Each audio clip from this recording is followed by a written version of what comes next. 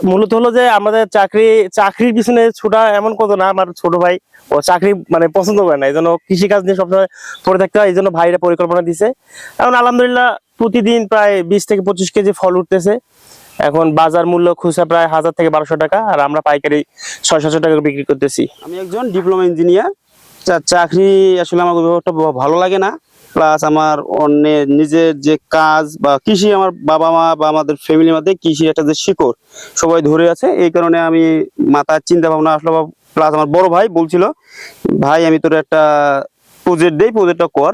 প্রজেক্টের নাম বললো স্ট্রবেরি। হয়ে গেলাম স্ট্রবেরি কি জিনিস, বলতেছে স্ট্রবেরি আবাদ করলেই বুঝতে পারবে আসলে স্ট্রবেরি জিনিসটা কি। এই তখন এই পরিকল্পনা আসলো, আসলে দেখি স্ট্রবেরিটি কি।